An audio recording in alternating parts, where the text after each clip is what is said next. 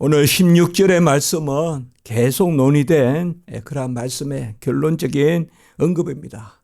또 한 번 더 이 부분을 사도 요한을 통하여 하나님은 우리에게 말씀해 주고 계십니다.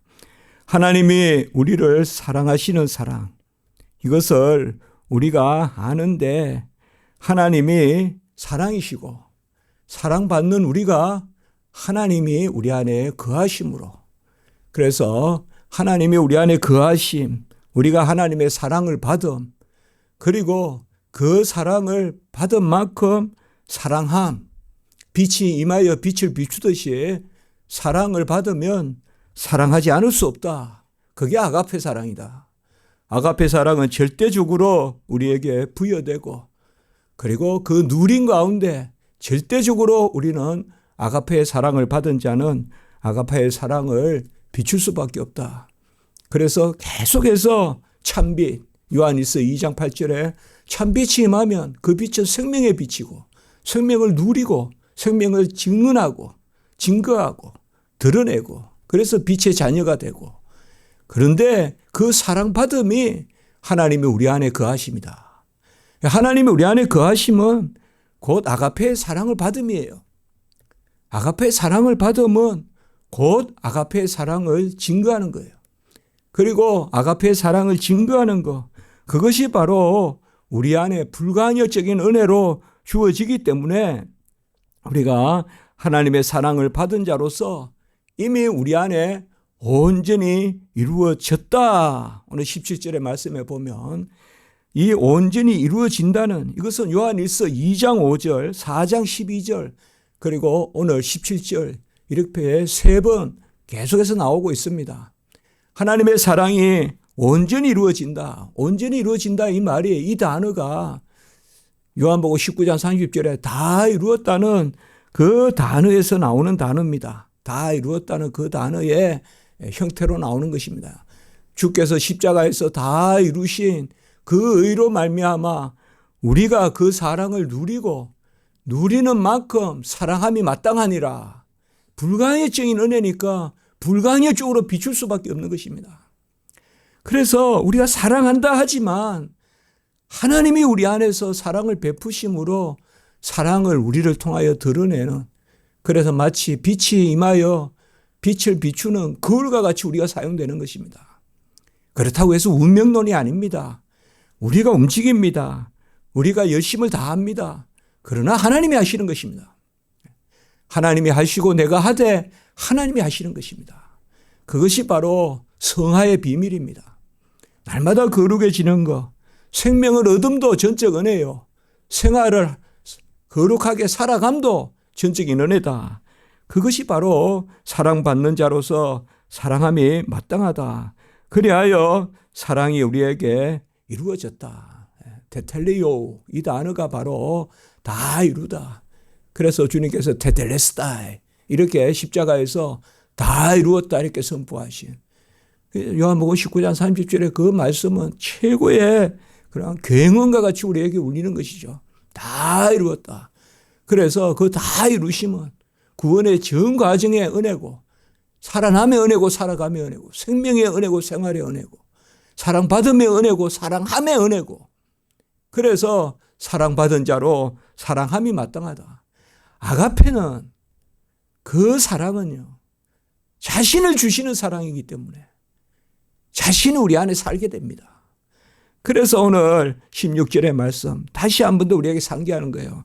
하나님이 사랑하시는 사랑을 우리가 알고 믿었다.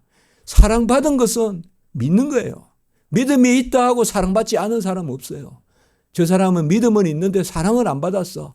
그런 거 없습니다. 사랑을 받은 자로서 믿음 얻는 자도 없습니다.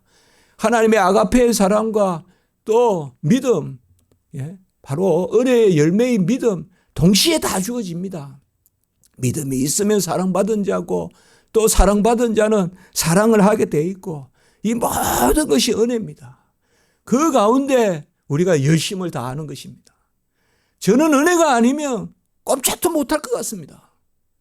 은혜가 있으니까 착한 구석이 있습니다, 저에게. 은혜가 있으니까 뭘 해보려고 합니다. 은혜가 있으니까 감히 담대히 여호와의 말씀을 아멘하고 받고 그리고 은혜로 이루소서 말씀 붙들고 기도합니다. 그것이 뭡니까? 바로 사랑받은 자로서 사랑함이 마땅하다. 이 모든 것이 함께 있어요. 사랑받는 거, 믿음을 선물로 주시는 거, 그리스도가 내 안에 사시는 거 동시에 다 일어나지 않습니까? 택한 자를 부르신가, 회심과 또 의롭다 하시는 칭의와 자녀 삼으심의 수양과 그리고 우리에게 주시는 믿음과 그리고 그리스도의 연합, 이 6가지가 동시에 다 우리에게 일어나거든요. 이것을 지금 말씀하고 있는 것입니다.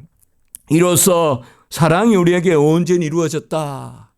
이 말씀은 언제 우리 안에 사랑이 온전히 이루어졌느냐? 이러한 하나님의 말씀은 고백의 말씀이에요. 은혜의 말씀이라고요. 사랑받은 자로서 사랑함이 마땅하다. 내가 사랑을 하는 어떤 그런 과정에서 그러한 마땅함이 주어지는 게 아니라 저 사람을 보니까 참 착하니까 사랑하는 게 맞다. 그게 아니라 사랑받았으니까 사랑함이 마땅하다. 나의 마땅함도 전적인 은혜로서 주어지는 것입니다. 사랑받은 자로서. 그렇지 않습니까? 계속 말씀을 우리가 그렇게 나누지 않습니까? 달은 그저 돌과 같고 그래도 태양의 빛이 비추니까 달이 빛을 낸다고 우리가 한다. 달이 무슨 빛을 내겠습니까? 우리도 마찬가지다. 돌과 같은 마음에 바로 참빛이 임하니까 그 부드러운 마음으로 바꾸어지고 믿게 되고 말씀을 우리가 가르치만 하게 되고 그래서 그 빛을 우리가 대비추는 그것이 어찌 우리의 공로겠습니까? 사랑받음이 그리스도가 내 안에 사심이 우리가 사랑함이 다 은혜다. 그래서 온전히 우리에게 이루어졌다. 고백신앙이죠. 내가 사랑받은 자다. 그리고 나는 사랑하는 자다. 그것을 고백하는 거죠. 내가 어떻게 사랑합니까? 지금 사랑하고 있습니까? 아니요. 사랑하고 있습니다. 비추고 있습니다. 향기 내고 있습니다. 맛내고 있습니다. 그리스도의 편지입니다. 그게 우리 고백신앙입니다.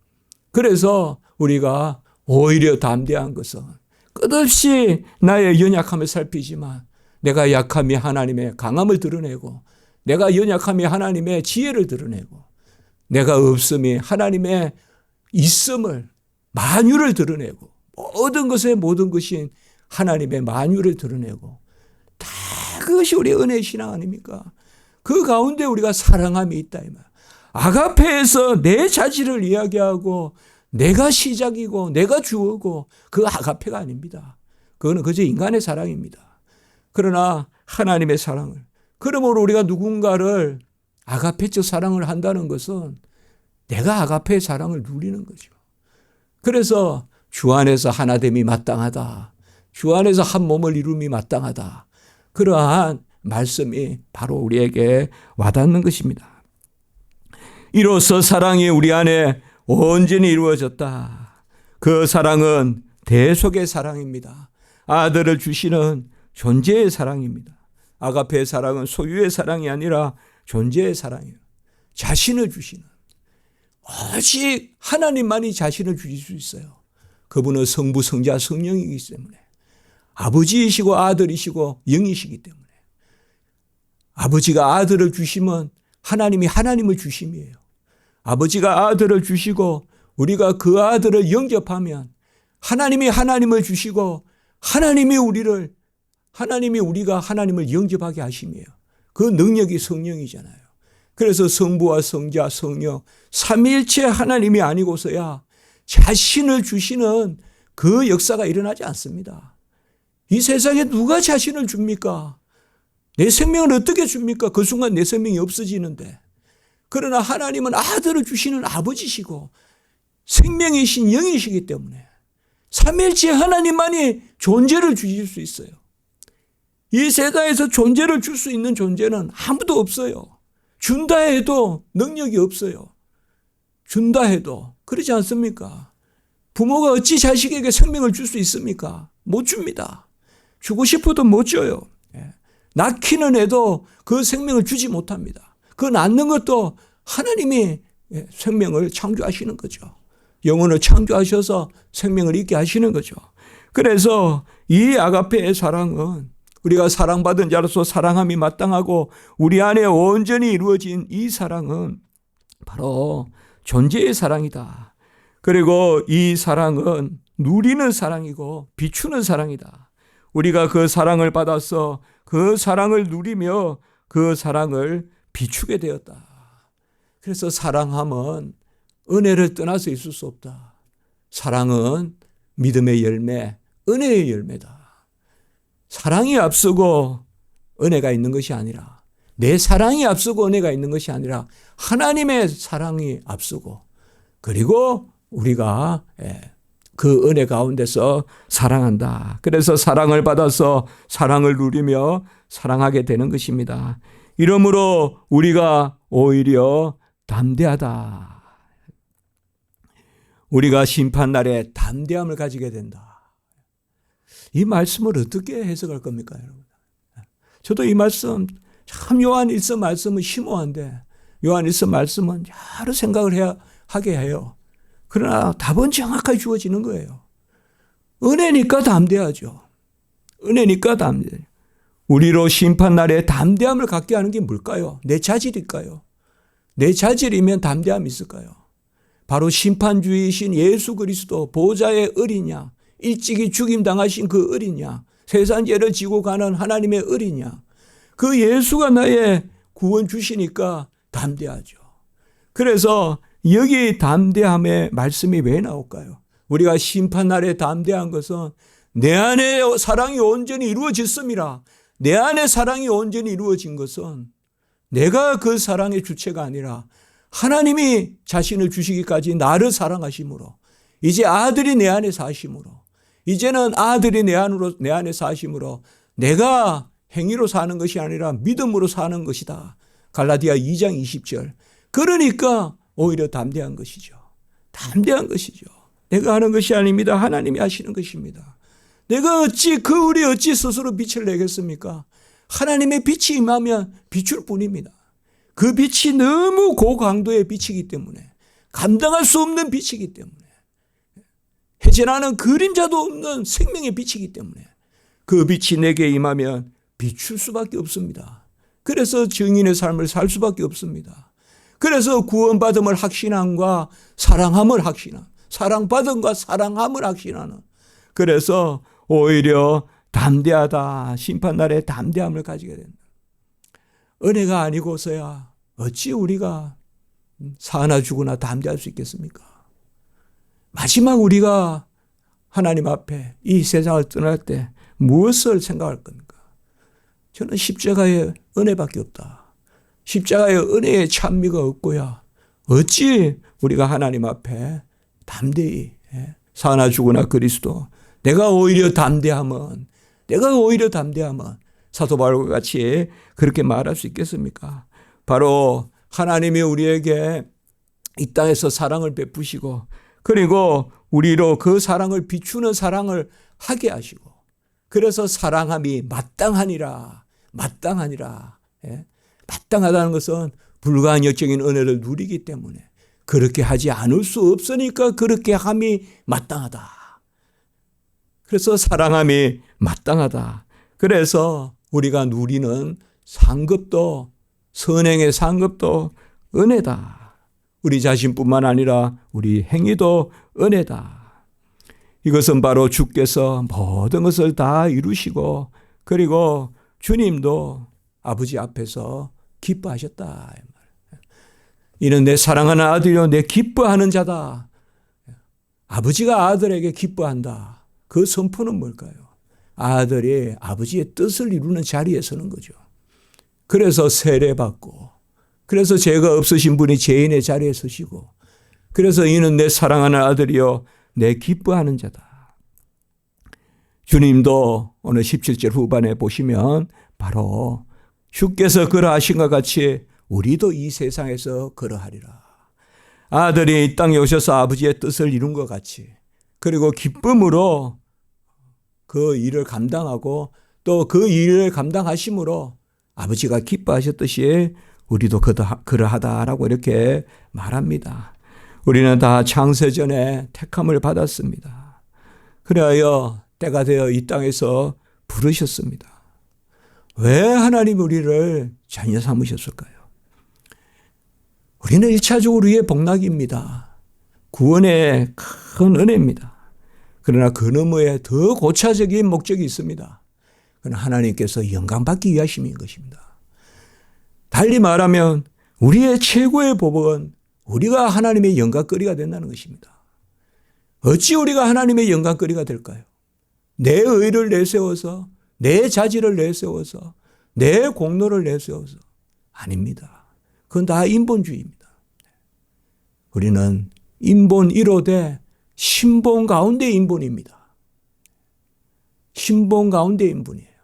제가 최근에 이 말씀을 했죠. 하나님이 중심이 될 때 사람이 사람다운 것이에요.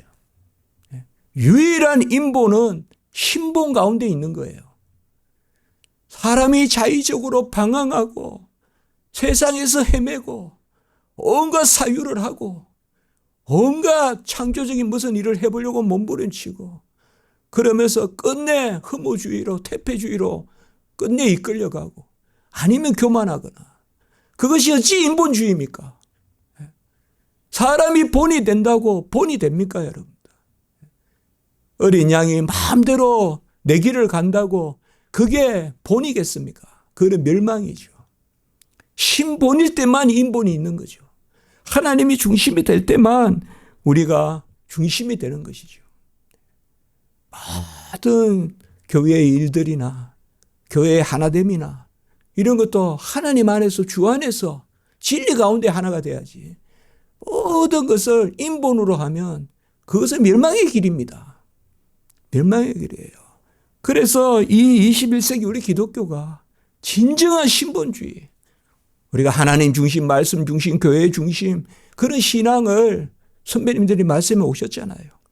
그런 것이 귀한 것입니다. 오직 은혜, 전적 은혜. 예수천당, 불신주요. 그것이 거친 말 같아도 그 말이 장안에 행행할 때 한국교회는 부흥했습니다. 그 진리에도 생명에도 여러 가지 이론이 있고 여러 가지 사유가 있지만 근본적인 생명의 도, 십자가의 도가 멸망하는 자들에게는 미련한 것이나 구원을 얻은 우리에게는 능력이 됨이라. 고린도전서 1장 18절에 그 말씀입니다. 우리 안에 사랑이 온전히 이루어졌다는 것은 은혜입니다. 그래서 우리는 사랑해야 됩니다. 그 사랑이 하나님의 사랑이고 그 사랑이 이웃 사랑입니다. 가장 은혜로울 때 가장 윤리적이 됩니다. 예수를 만날 때 삭개오와 같이 변화됩니다. 2배 갚고 4배 갚고 절반을 하나님께 드리겠다. 이웃에게 사용하겠다. 그런 변화가 예수 만나면 일어납니다.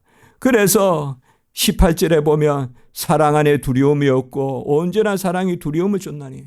저도 이 말씀을 여러 가지로 생각했지만 이 말씀은 정확하게 답이 있는 거예요. 두려움이 왜 생길까요? 내 자질 때문에 생기는 거예요. 사랑 안에 두려움이 없다 이 말이에요. 아가페 안에는 두려움이 없다 이 말이에요. 왜요? 누리는 사랑이니까. 은혜의 사랑이니까. 누리는 게 고급스러운 것입니다. 누리는 게 가장 윤리적인 것입니다. 이걸 아셔야 됩니다.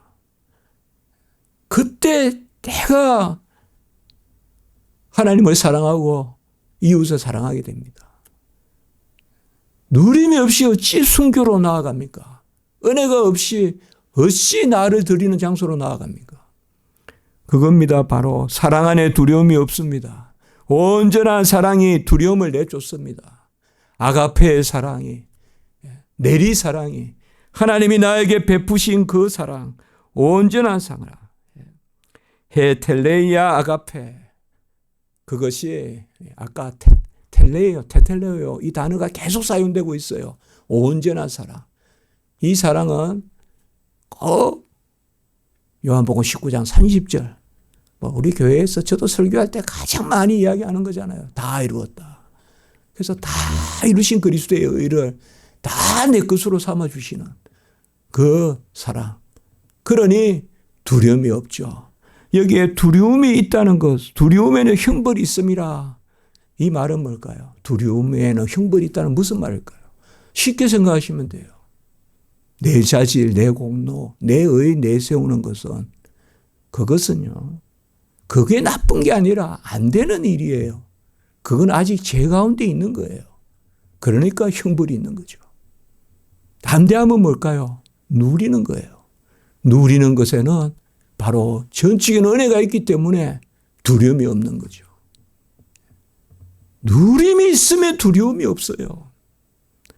아침에 일어났을 때 하나님이 나를 이끄시고 하나님이 나를 먼저 부르시고 택하시고 부르시고 하나님이 나를 두시고 내가 나를 사랑하는 것보다 하나님이 나를 더 사랑하고 내가 나에게 간절한 것보다 하나님이 나에게 더 간절하고 그것을 누리면 담대함이 있겠죠 우리가. 그러나 나를 앞세우면 그것은 이미 완전치 못함이요. 나의 것은 온전치 못하고 그래서 나에게서 찾으소서 나의 것이 아니라 하나님이 주신 것을 찾으소서. 그게 어거스틴의 기도란 말이에요. 나의 것을 찾지 말고 하나님이 나에게서 주신 것을 찾으소서. 무엇이든 명령하시고 주시고 찾으소서. 안 하겠다 아니에요. 하겠다는 거예요. 사랑하겠다는 거예요. 그러나 뭐예요? 내게서 나올 것이 없으니까 주신 것으로 사랑하게 하소서. 무엇이든 명령하소서 명령하신 것을 주시옵소서. 그렇게 기도했죠. 그것이 바로 오늘 말씀 아니겠습니까? 여기에 두려움이라는 것은 내 이성이 있고 내 자질이 있고 인본에 머물면 두려움입니다. 태폐입니다. 절망입니다. 그러나 하나님 안에서 우리가 거할 때 진정한 인본은 하나님이 세상을 이처럼 사랑하사 이때 세상은 사람이거든요.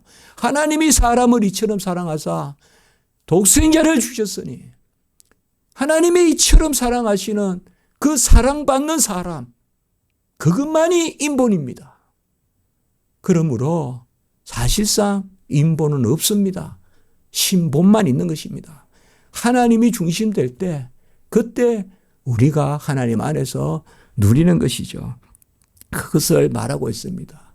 이 가장 고급스러운 그러한 하나님의 은혜 그저 우리를 누리게 하시면서 그저 누리는 것을 수동적으로만 하는 것이 아니라 비추게 함으로써 하나님이 영광 받으시는 그래 또 얼마나 감사합니까? 증인의 삶을 살게 하시니 그저 흡수만 하는 것이 아니라 흡수하고 비추게 하시니 흡수하고 비추게 하시니 얼마나 감사합니까?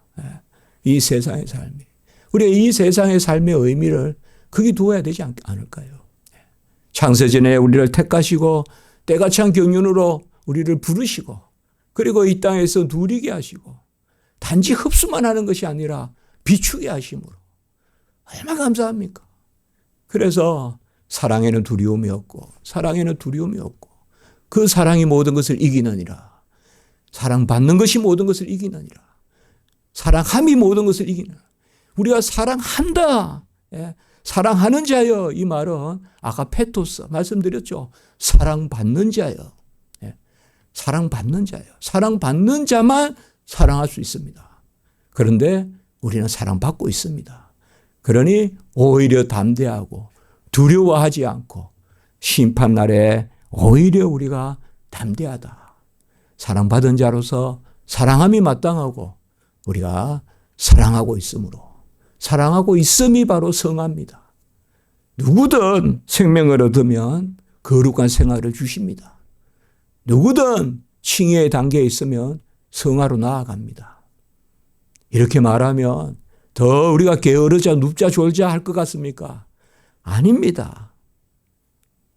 은혜가 역사해야 은혜로라 은혜로라 해야 하나님 앞에 받아들여지는 하나님을 기쁘시게 하는 그 거룩함의 역사가 있습니다. 그런데 다 우리를 그쪽으로 하나님이 몰고 가십니다. 그래서 이 땅을 떠날 때는 그 거룩함을 넘어서 영화롭게 하시는 것입니다. 기도드리겠습니다. 거룩하고 자비로우신 하나님 아버지 반복해서 우리에게 알려주시는 말씀 하나님의 사랑이 우리 안에 거하고 그리하여 하나님이 우리 안에 거하시고 그리하여 예수와 우리가 하나가 되고, 그리고 주와 함께 길 가는 거 즐거운 일 아닌가. 주와 함께 죽고 주와 함께 사는, 생명이 죽고 생명이 살고, 생활이 죽고 생활이 살고, 그 은혜 가운데 나아가게 하시니 감사합니다. 나를 헤아려 두려움의 자리에 머물지 말게 하시고, 은혜를 헤아려 하나님의 아가페를 헤아려 담대함의 자리로 나아가는 저희들이 되게 하시고, 이로 말미암아 즐거워하고 이를 누리며 세상에 드러내는 증인의 삶 살게 주시옵소서. 오늘 한날 예배 가운데 은혜 위에 은혜를 더하여 주시고, 모든 성도님들 발걸음마다 인도하시고, 순서마다 또 하나님 앞에 드려지는 모든 그 시간과 또 기도와 소원과 간구 가운데 하나님 함께 주시옵소서. 주 예수 그리스도의 이름으로 감사하며 기도드리옵나이다. 아멘.